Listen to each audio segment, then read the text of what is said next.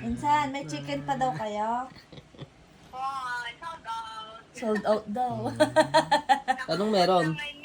Nakaubos lang daw. Ano daw Anong yung meron? meron? Hmm. Burger, milk tea, ganon. Chicken gusto ko.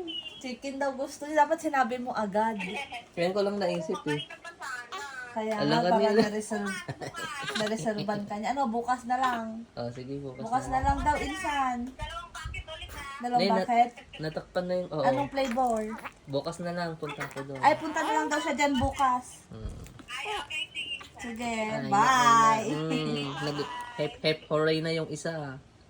Hep hep hooray. Sige. Nguso-nguso. Ang dami niyang damit. Ang lalaki. Parang siopaw ang mukha.